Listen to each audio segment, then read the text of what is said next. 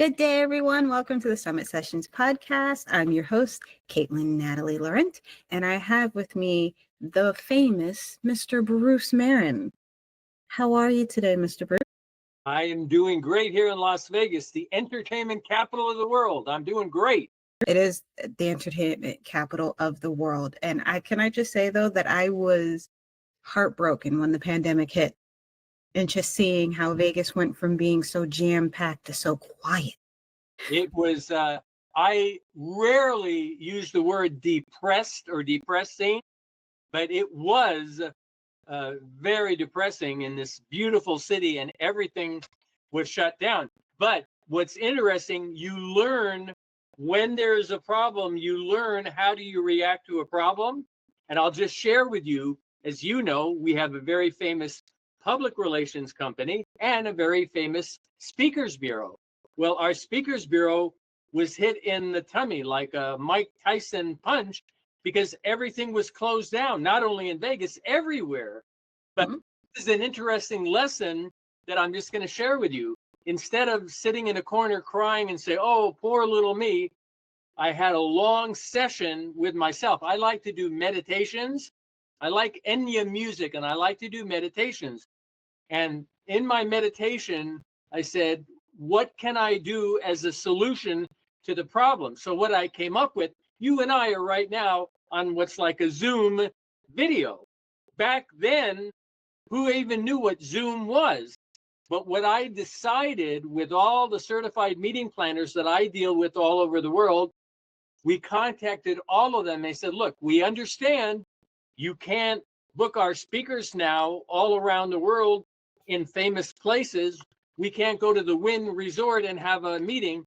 What we would like to do with our celebrity bureau is let our celebrity speakers be available via virtual meetings. And when I sent that out, this is an interesting lesson for us. The very first week that I sent that out, we booked Mr. Wonderful. I don't know if you ever watched Shark Tank, but Kevin on Shark Tank, we booked him a huge amount of money. And one of my famous motivational speakers of all time, legendary Les Brown. That was in week number 1. So 2 very big bookings. They were done virtually, and our clients were thrilled. So again, this was when the pandemic first started. So it's that old thing, making lemonade from lemons. That's what we did. So for a very long time, we were booking our speakers. This is all over the world. Paris, London, Singapore, Tokyo. We were booking our speakers in all these different places, but we were doing them virtually.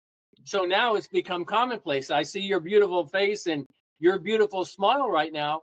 But back then, that is how I handled dealing with was a terrible dilemma, because like here in Vegas, you know, the entertainment capital of the world, all the hotels were shut down. So I couldn't book my clients in the Wynn Resort as an example. So anyway, you mentioned that, but that's as an entrepreneur, we always have to look with our crystal ball and says, what can we do if we're faced with a problem? How can we turn that problem and make it a success? And that's what we did. And of course, now, you know, we're back to booking our speakers all over the world. We just had a booking in Paris, France with Chanel.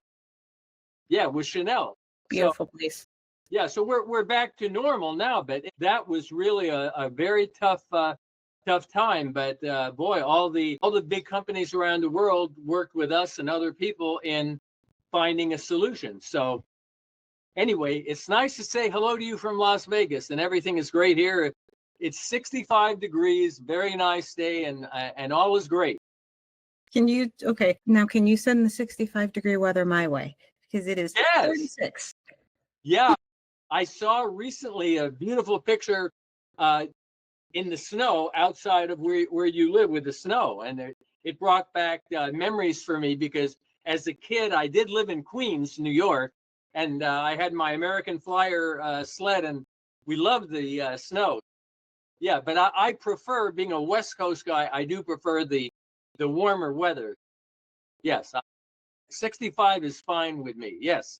Now, it does get cold in Vegas.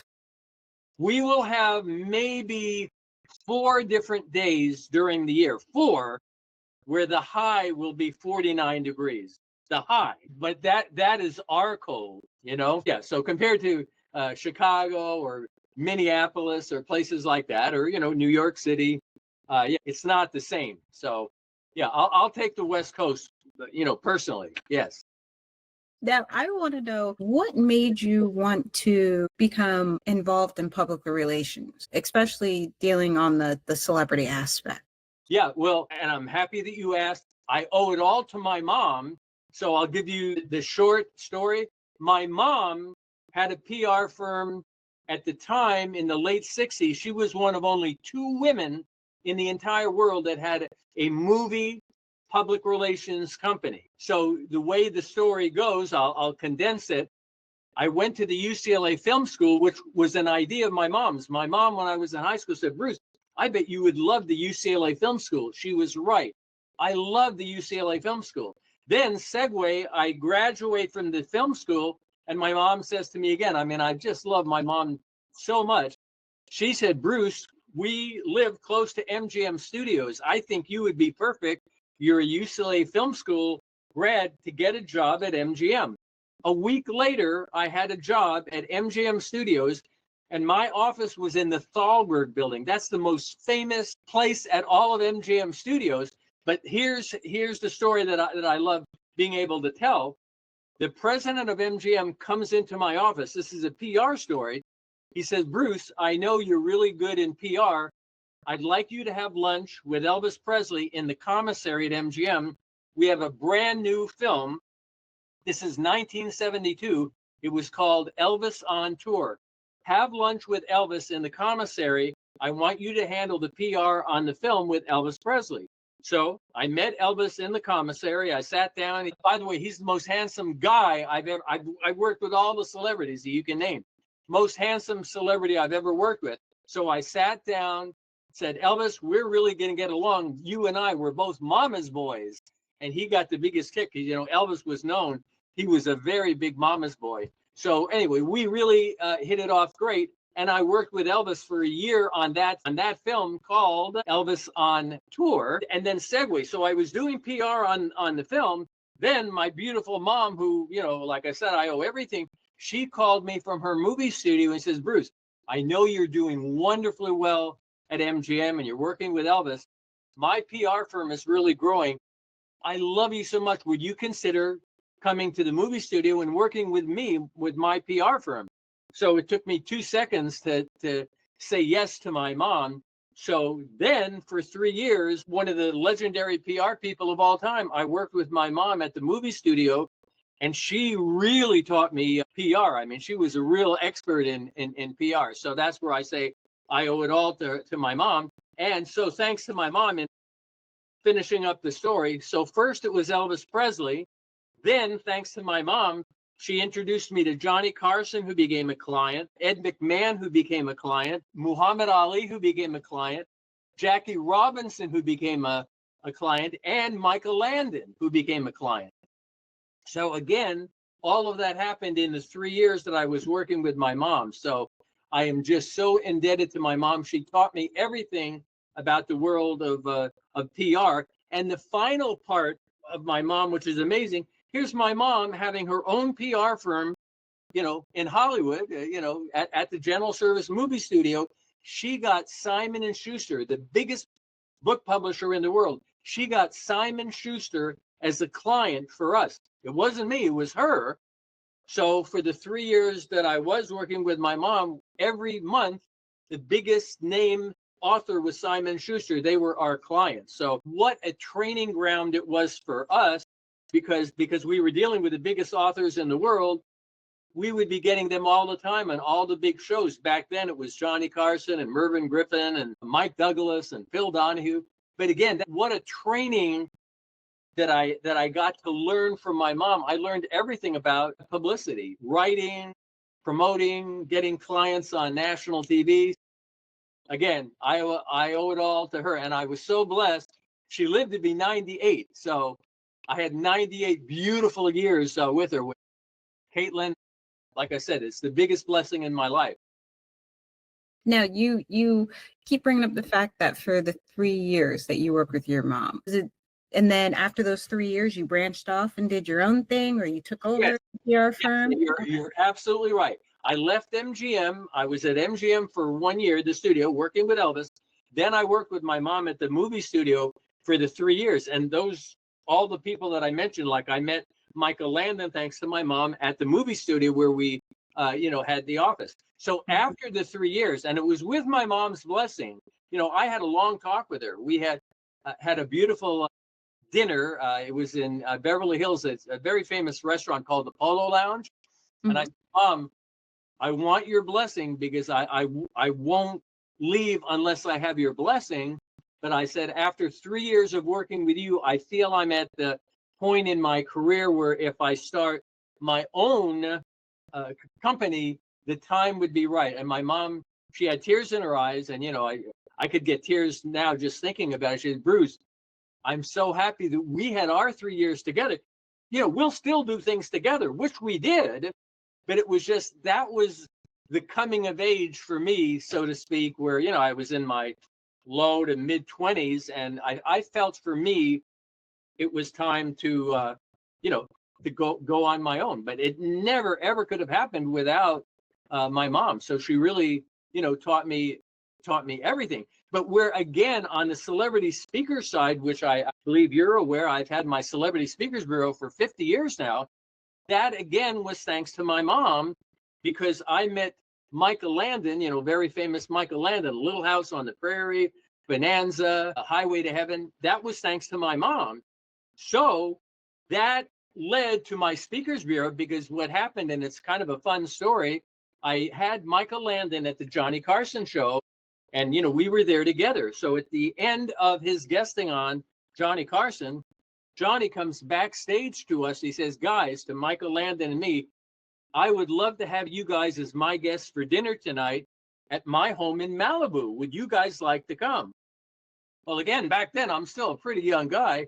I said, Michael, would you like to go? And Michael Landon says, yes. So that night, we drove over to Johnny Carson's home, a beautiful home on the beach in Malibu.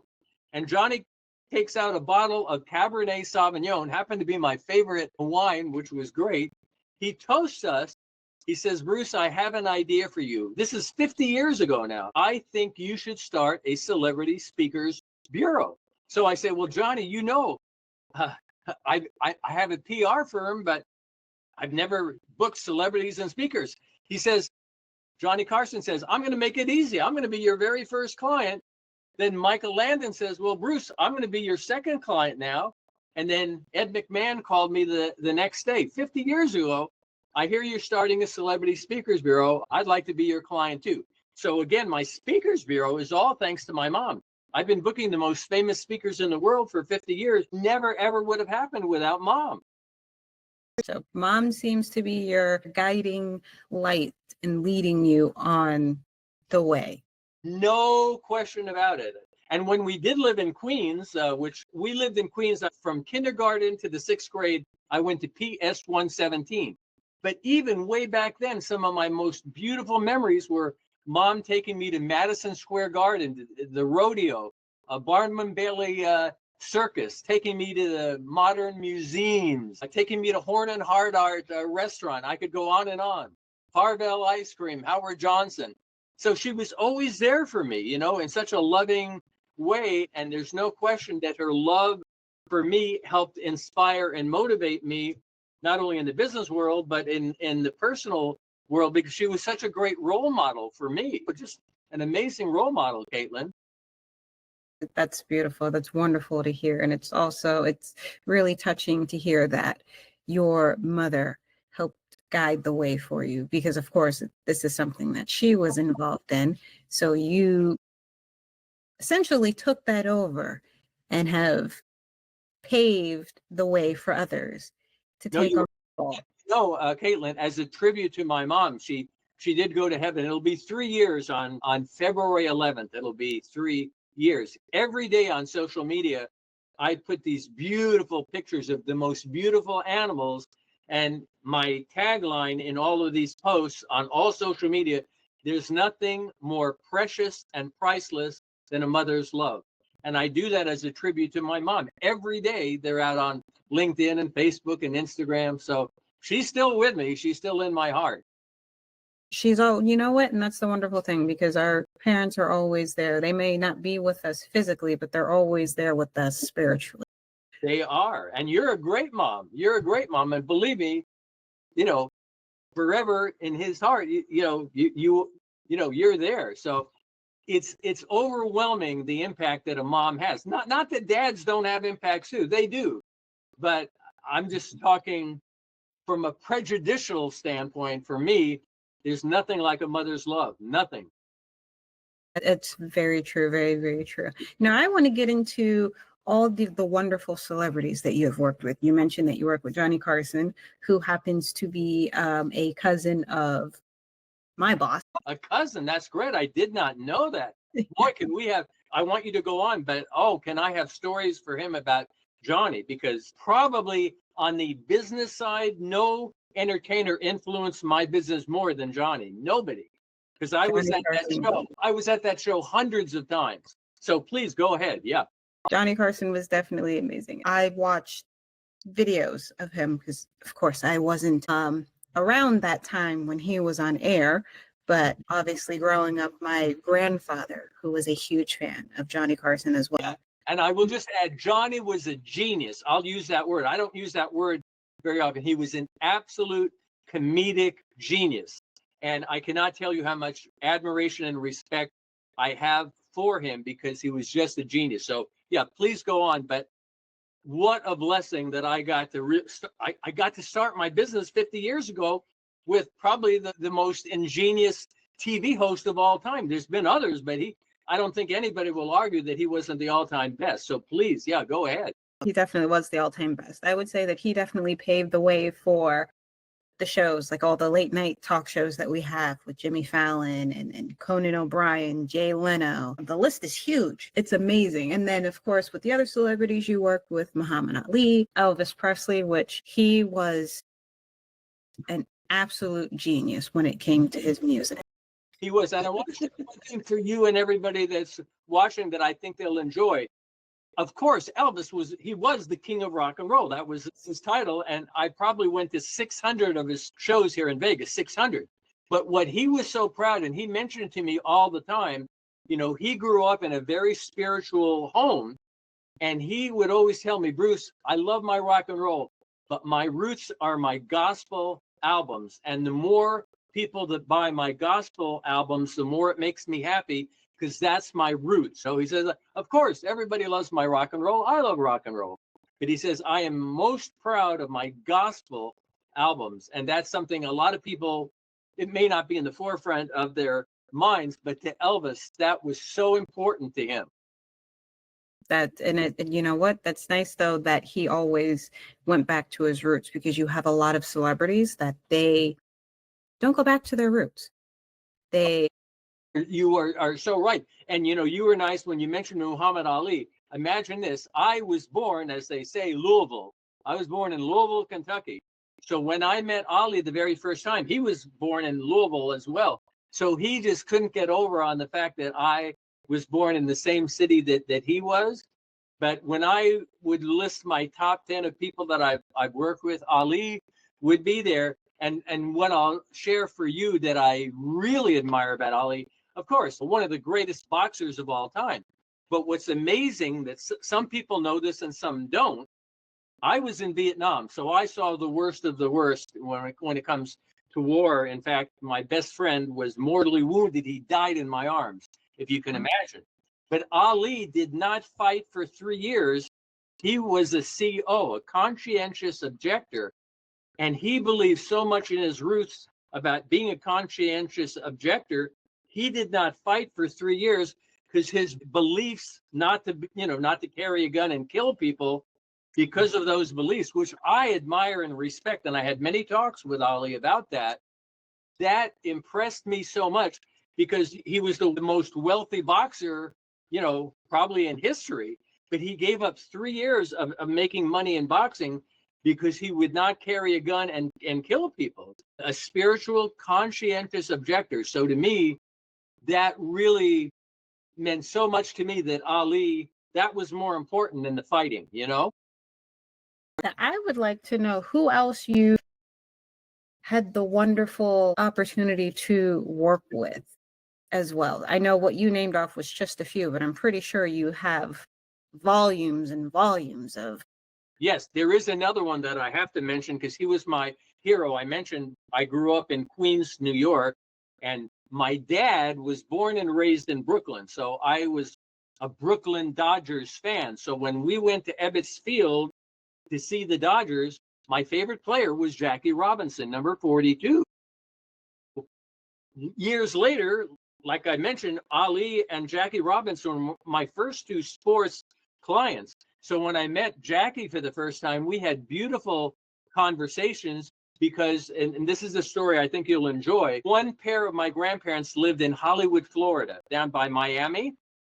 So the first time we went to visit them, we drove in our family car. It was a DeSoto automobile.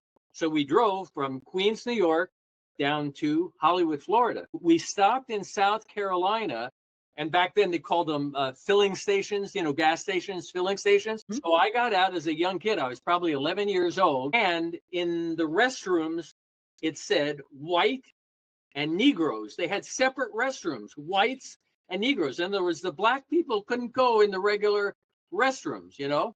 And I went back to the car and asked my mom and dad, why do the Negroes have a separate restroom? That makes no sense to me. And they explained about how prejudiced a lot of the people were back at the time. So when I met Jackie, I told him that story as a young guy, being so perplexed and bewildered that the Negroes, they couldn't go in the regular restrooms. And then in a lot of restaurants, they were not allowed, you know? So anyway, Jackie was one that also in my top 10 really influenced my life because he was the very first black baseball player that ever played baseball, you know? So he was very inspirational to me as well. And I'll never forget, on the Speakers Bureau side, my first booking for him, speaking wise, was for Bank of America in Los Angeles. And Jackie was incredible. He got a standing ovation and everybody loved him. So Ali and Robinson would be two of the most pivotal people in impacting my life because, you know, I was a young, this is 50 years ago.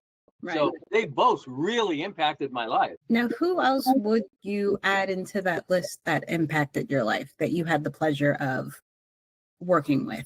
No, that's a great question. Going back to the Carson show, the funniest, you know, I said Johnny is a genius. The other one that I would call a genius would be Robin Williams. And I met Robin Williams as a result of going to the Johnny Carson show so often.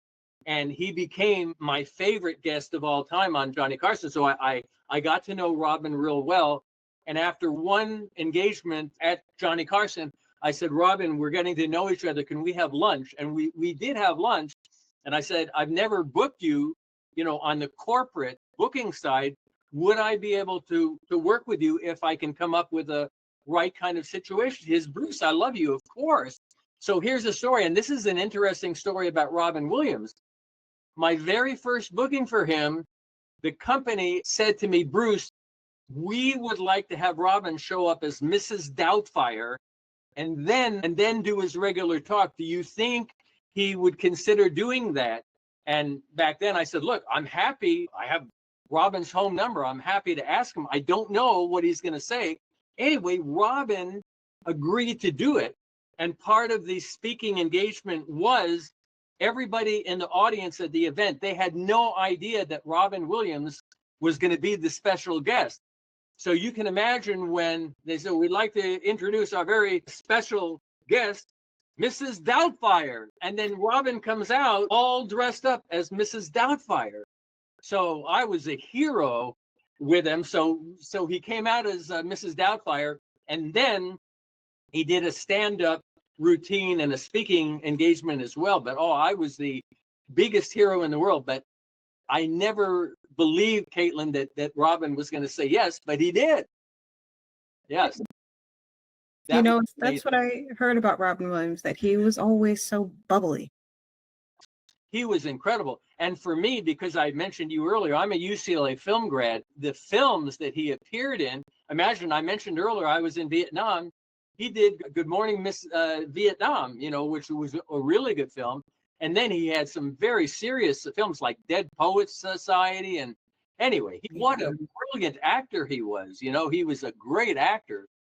I feel blessed beyond words that I got to work with Robin Williams. And the other thing, just as a segue, but I want to share with you, we just had the presidential election.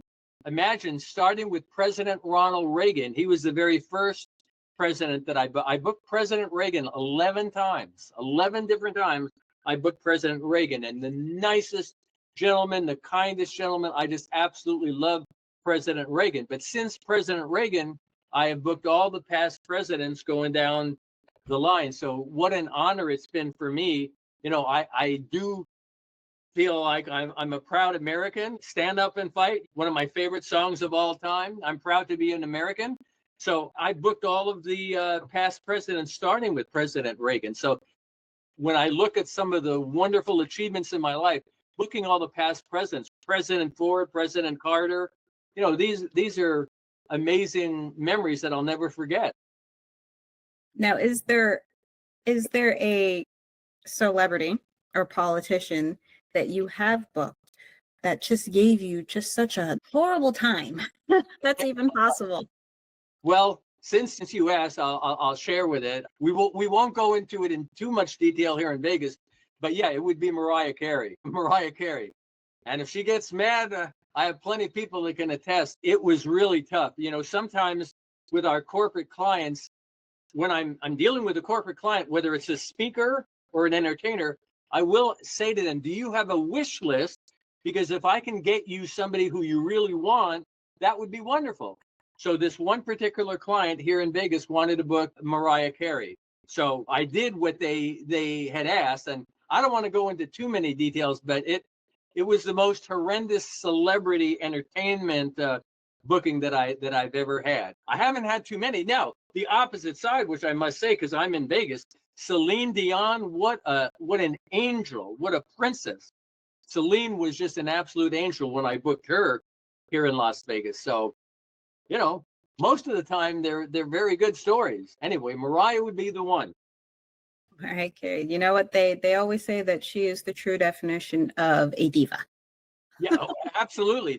And I'm glad you said it because, most people hear it and they know it. We got a list of demands. I won't go into all the demands. We literally got all these bullet points. You cannot do this and you cannot do this and you cannot do this. I had never, in all the years that I had been booking, I never got a list like that. But yeah, diva would be the word. On the other hand, and in fairness, I said Celine, J-Lo as well.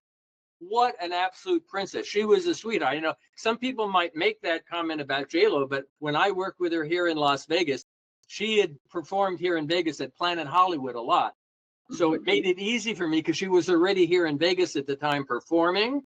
So anyway, she was a sweetheart. I read all the time that most celebrities are. They're very nice and sweet, and it mainly has to do with because of course, we go back to their roots, and they don't forget who they are, where they came from. So I think when it comes in light of that, they're very in touch with it, and they know that if it weren't for the fans, they would not have the success they have. Brilliant. It's brilliant what you said. And with J-Lo, where did she come from? The Bronx. J-Lo came from the Bronx, and so I give her so much credit what she's done as a film star and an entertainer. Her roots are the Bronx, She still has always understand. In fact, way back when, do you remember, it was Jenny from the Bronx, remember? It was Jenny from the Bronx, and then it came to Jenny from the Block. Right, exactly. No, you're right. But I always enjoyed her because, she sings, she dances, she's a good entertainer, she's very funny. So anyway, when it comes to the entertainment side, I could not have asked for more when she did perform in Vegas.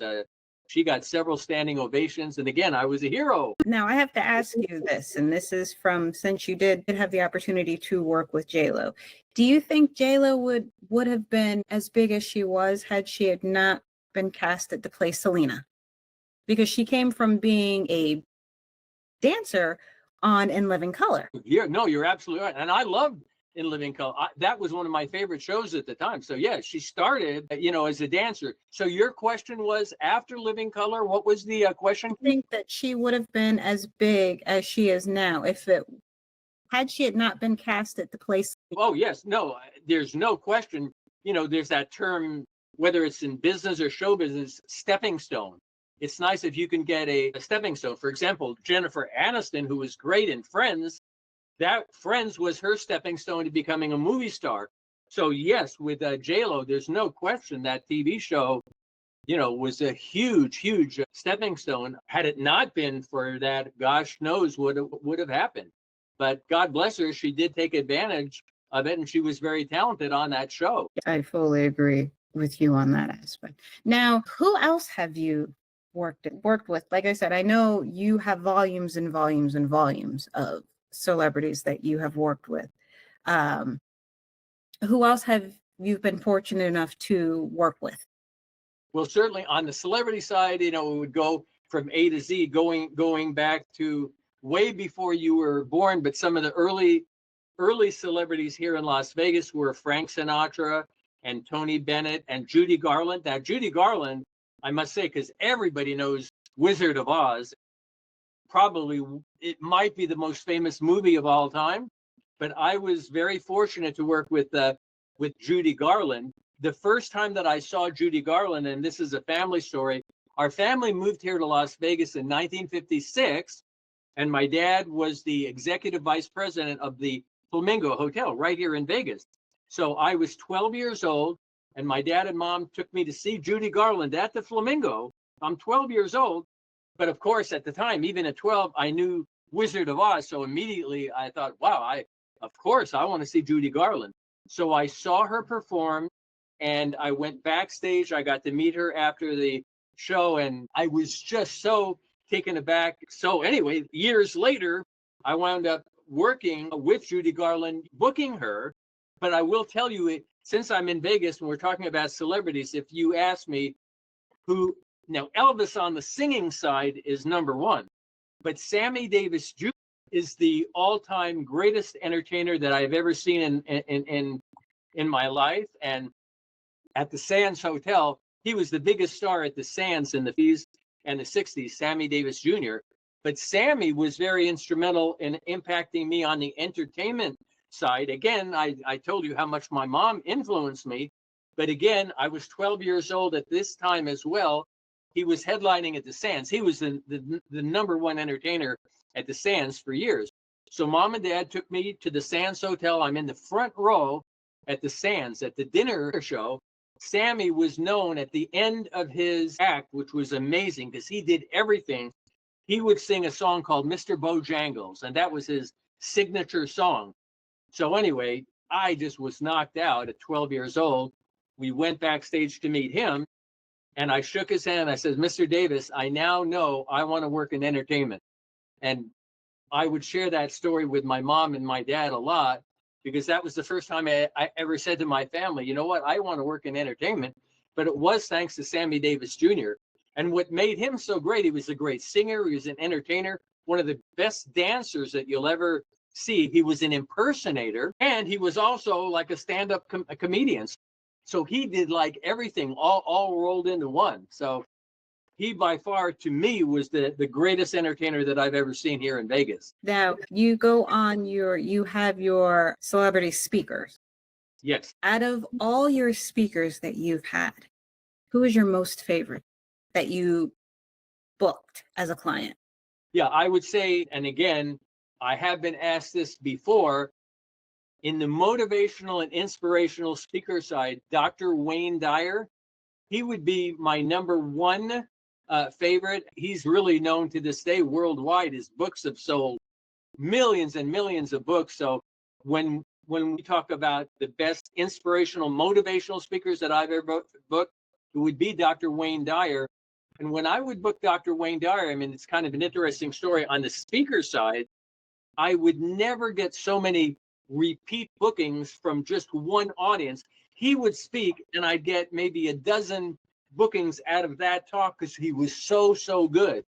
And to this day, he's up in heaven, but his quotes and his books are still used so many times. So Dr. Wayne Dyer would definitely be my favorite there. And then on the astronaut side, I was so blessed. I booked all the astronauts starting from the very beginning. But Buzz Aldrin has one of the most amazing shows that I've ever seen. Buzz was on the moon.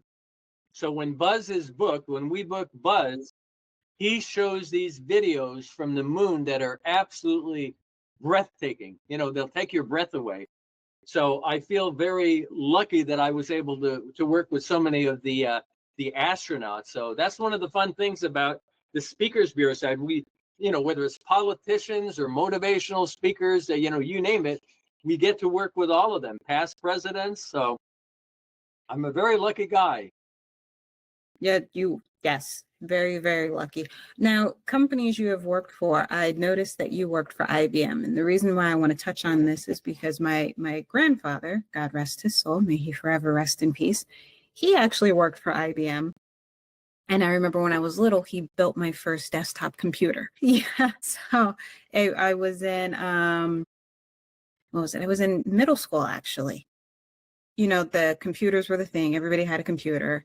And I had a typewriter. That's what I used to type up all my reports. And he finally got to the point and he was like, you know, I think it's time for you to get your own computer. And at that time, computers were expensive. You know, he had the big, oh, yes, they were very expensive. And I remember saying that to him, you know, but they cost a lot of money. And all he said was, I'll do you one better. And it took him about 4 months.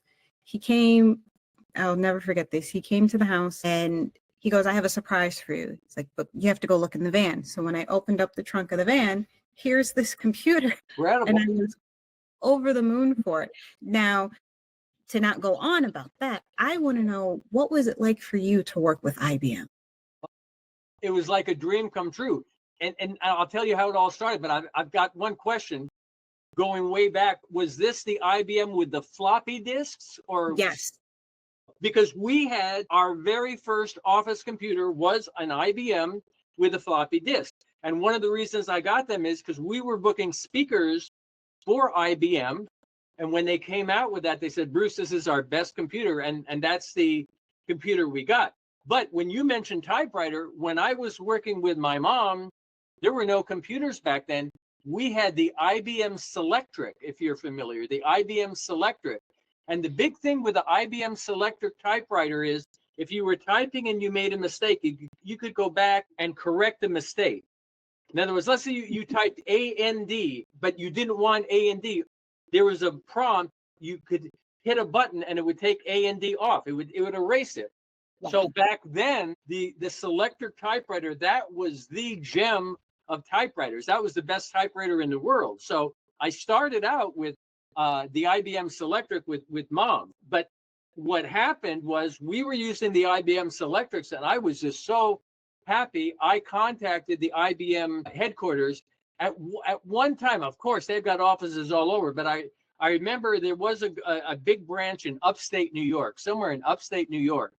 So that was the one that I contacted. And again, because I was fortunate at the time, and we had some very big names like Jackie Robinson, Muhammad Ali. That's how I started out with IBM because they were elite. They were number one. Everybody else was way behind IBM. So that's how I started. Actually approached IBM because I just thought the IBM Selectric was the greatest thing in the world. So that's how our relationship started. And from that time on, because this is 50 years ago, IBM was literally one of the very first companies that we ever, wound up booking. And if we fast forward, imagine how lucky I was. I got to book Steve Jobs with Apple. I got to book him. Now, of course, at the time when I booked him, he was already a billionaire. Mm-hmm. But when I went to him, I said, Mr. Jobs, I understand you're not going to do this particular speaking engagement for the money, but if you wish, we can get that large fee donated to your favorite nonprofit. So Steve Jobs did it. And I felt how lucky I was to book Steve Jobs, because when we think of people that have revolutionized the world, my God, Steve Jobs, he's got to be up at the top, with Apple and the computers and, I mean, all the things that he's done. So anyway, absolutely loved IBM, and they've been a client for so many years. Rochester might be the place in New York where I first worked with IBM. But anyway, IBM was amazing and they've been absolutely terrific. But then getting to work with Apple as well. I've got my Apple iPhone here. I think that's all. Almost everybody has some sort of Apple device, whether it's the phone, tablet, or watch. You were absolutely right. No. It's Apple's the way to go. Now, you've also worked with the airlines, Boeing, which I have to ask, that's interesting, especially with what's going on with them now. How did you get into working with them? No, that's a great question. When I had my company all those years, when I left my mom and had my own company, it was in Beverly Hills, California. So I was right in the hub of Southern California. Back then, again, this is going back 50 years and then fast forward, all of the aerospace companies had what they called monthly management meetings, and they would book a speaker. So that was Boeing, McDonnell Douglas, Rockwell, Honeywell. So when I started with Boeing, it was with their monthly management meetings, and then it progressed from there. But in the early time with my speakers bureau, most of the aerospace companies like Rockwell, Boeing, they would have these management meetings. And what was great for some of those management meetings, I was booking all the really famous astronauts.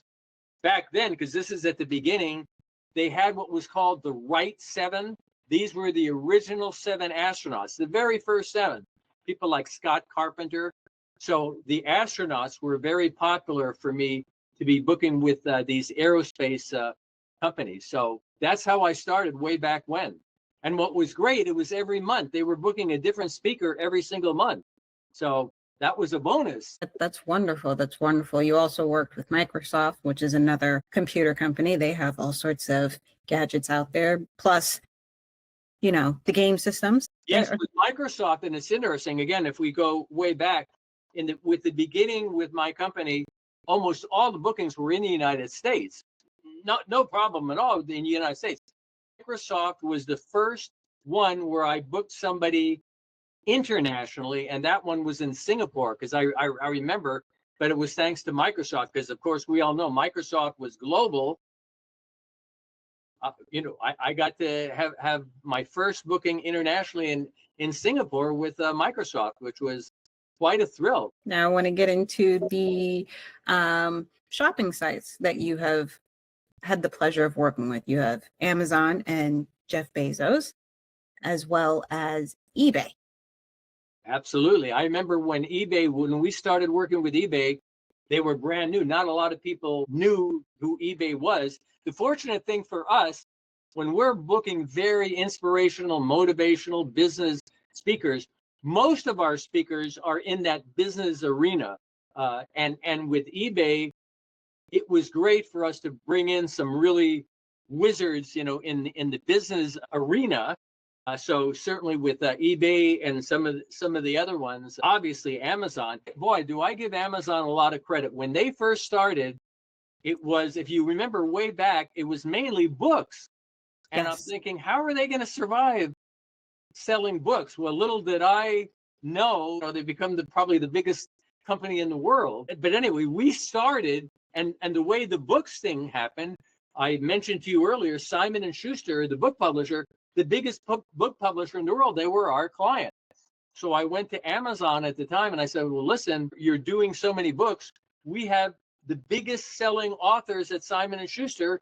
Every month, they're our clients. So Amazon loved it. We were bringing in famous #1 best-selling authors, and they would go to Amazon and talk. But that's how it all started. Of course, now they branched into everything, and now you can buy your food and vegetables there, I have not bought food or vegetables off Amazon, but I will say that I am an avid Amazon shopper because I love the 1, 2, 3 day delivery. Yes, and my sons, I have 2 beautiful sons.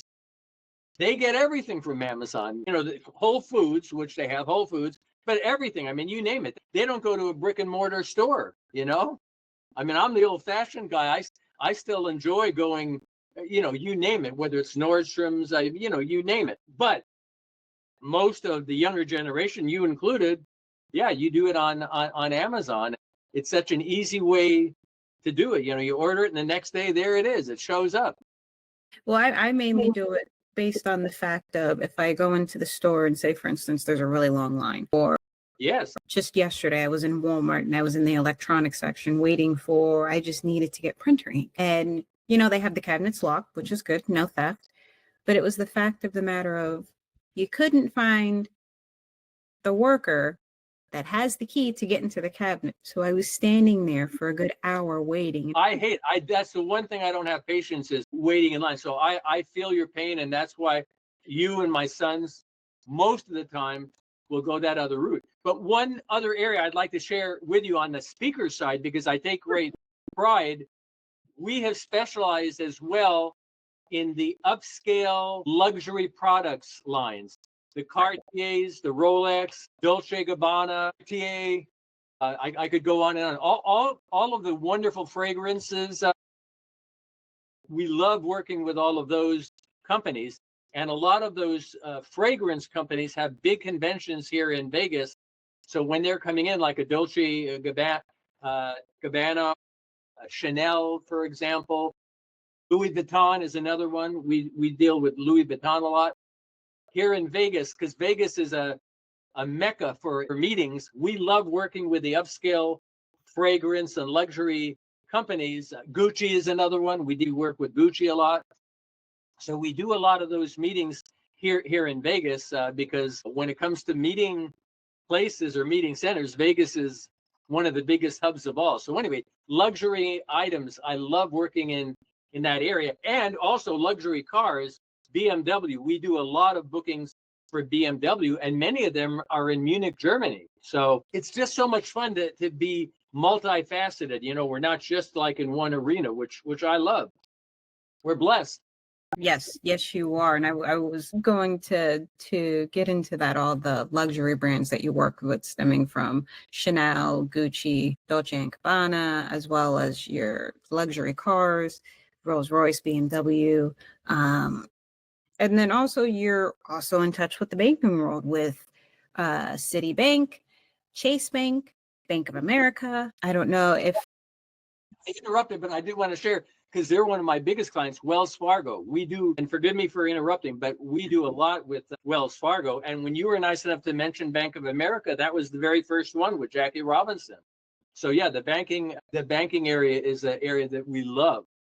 City National is another one. City National, when we talk about entertainment, they were the first really big bank for entertainers. They started in Hollywood, in the movie industry. So still to this day, City National is really big in the entertainment area, and we do a lot with City National, yes. Now you're also with you work with the ABC network. Which yes, ABC, yes. I'm sorry, I just didn't want to interrupt there. We've done a lot of bookings with ABC, and you know where it all goes back to? Thanks to Simon and Schuster and Mom, we started with Good Morning America. When Good Morning America was a brand new TV show right there in Manhattan, close to you. So we started booking a lot of our clients on Good Morning America, and we developed a really nice relationship with all the executives at ABC. So then when it came time, they might be having a big event and then they book a celebrity or a sports star. Sports star is, we talked earlier, we book a lot of the sports stars, Michael Jordan, you name it. But ABC started from Good Morning America because we had such a nice relationship there. And by the way, I think David Muir is doing a great job on the evening news now on ABC. I'm a big fan of his. Now, are there any other television networks that you work with, or is it just ABC? No, we work with NBC and CBS as well, because same thing, because, for example, the CBS morning show with Gayle King, we're very fortunate. We get a lot of our clients on with Gayle King. So as a result of our relationship there, we then, when they're having some big events, they will contact me and say, we'd like a celebrity speaker. We'd like Magic Johnson, for example. So all three of the main networks, as well as PBS. We do a lot of things with the PBS TV network as well. So all of them are definitely very, very active. And I love the NBC Today show. That's one of my favorite shows on in the morning. Yes, the Today Show is one thing that I watch religiously every morning, and I can just say that I am sad that Hoda Kotb is no more. I love her. I'm telling you, I can say it. I had tears in my eyes. That last show that she did, I mean, I was crying like a baby. I think she was amazing. But I'll tell you what, and again, you're much younger and beautiful. But Katie Couric was one of the first people at NBC. You know, she hosted the Today Show many, many years. She was one of the first people from Today that I booked. And oh, what a sweetheart. Katie Couric was absolutely amazing. So that's one thing that we enjoy when we take, let's say TV anchors. We booked George Stephanopoulos. Last year, I booked George Stephanopoulos from, ABC. So we enjoy working with the anchors, as well. Now, when it comes to royals, I want to get into this. Yes, because you are in touch with a royal who has an extensive lineage. How would you go about promoting him? Because he's not your typical Prince Harry. He's more in tune with his lineage and wanting to keep that going, keep that legacy going, keep the history going, because it's a lot that's not talked about. There is a lot within the family lines that are not talked about. So how would you go about with promoting a royal like himself? No, I'd love to answer it. And what just flashed into my head? Martin Luther King, I have a dream, I have a dream. I have a dream because he is so unique. It's great. God bless Prince Harry and the royal family, and all that they do. He is so unique. And I've read up a lot about his family lineage, which you were talking about. It's amazing that the family heritage. It reminds me, and I think probably he would know this, and you may be aware, in Italy you had the Medici family. They go back 700 years. His family, when I read all about his family, it is so impressive, the stories that he can talk about. So number one, on the PR side, I think he would be a natural guest for TV and radio and newspaper and magazines, because he has such a remarkable family story to be able to tell. So the publicity angle for him, I think it's so impressive. And when I use the word unique, it's his story. It's nobody else's story but him, that family. Like I said, when I mentioned the Medici family to you, they are the most famous family in Italy, and they're renowned for what they did. His family, when I read about his family, I was really knocked out and impressed. So number one, in the PR area, I think he's a natural to go on TV shows and radio shows. People magazine, I'd love to see a big story on him in People magazine. I will share this with you. I know you know Beyonce. Of course, we all are fans of Beyonce. I got a story in People magazine on Beyonce's dad. His name is Matthew. I got a story in People magazine. I'm very close with the editor of People magazine. She's my friend. I think a story in People magazine. Don't you think it would be great to see him in People magazine? I don't know if when it comes to, I think it's more of the history aspect and him wanting everybody to know that because of what his family line has done is why we have the necessary services that we have in this world. Like, for instance, the banking world. Yes. Families, as I should say, let me correct myself, apologies, right, are pretty much the starting point of the financial institutions, as well as when it comes to politics. He has a family member who was the first territorial governor of Florida, William Pope Duval.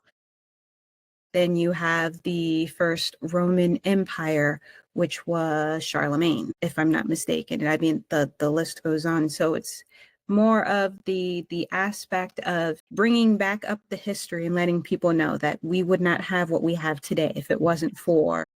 You said it so beautifully. So you're absolutely right. So number one, in the PR area, in PR, when we're doing a public relations campaign, the first thing we talk about, what's the angle and the news hook for the journalists. Well, my goodness, there's amazing news angles and news hooks, but then segue to the other side where I'm wearing my speaker's hat. He's a natural speaker in the corporate arena, internationally, USA, internationally. What an amazing speaker he would be because of his family history and family lineage. I know the Speakers Bureau industry because I've been doing it for 5 decades. He would be great in the speakers arena as well because he has such a riveting and amazing story that he can share. So it's really 2 different things. Of course, there's great opportunities in the public relations area, but as well as a speaker, the opportunities are really limitless in the corporate arena. Really, really big. Yeah. Now, my last question for you, Mr. Bruce Merrin, is what kind of legacy are you looking to leave behind? A legacy. That's an easy answer because, again, going to my social media every day for 30 years, I have the term impact lives. Impact lives.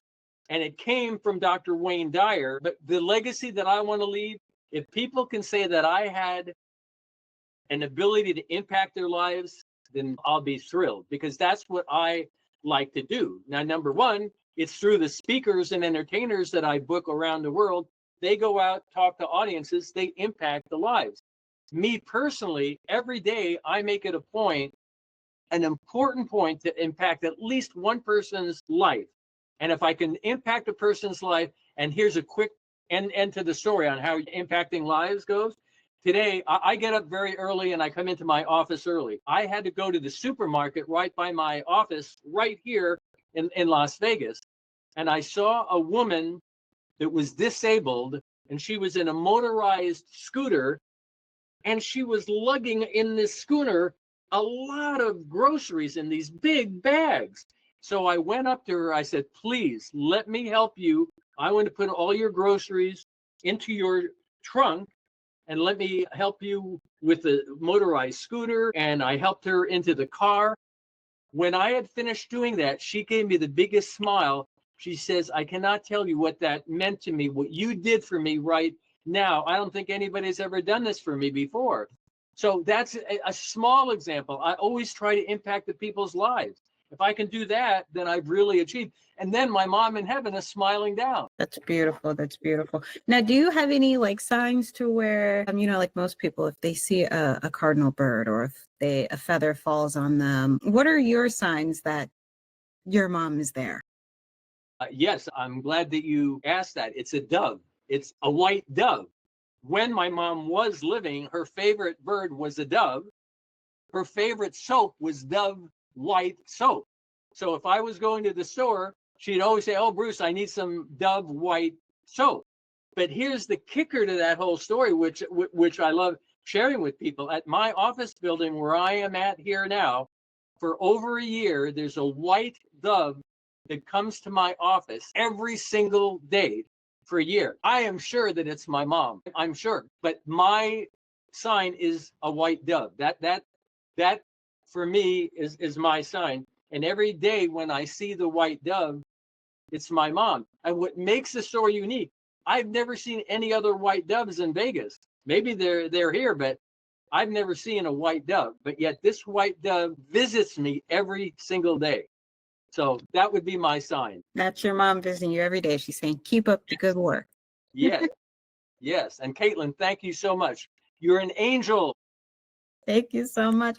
I want to thank you for the opportunity to be able to have you on the Summit Sessions podcast and learning so much about you and the amazing impact that you are making in the celebrity world between PR and speaker engagements. And I look forward to continuing communication with you and hearing more wonderful stories and seeing your lovely pictures that you post about all the wonderful people you have worked with that have made an impact on your life.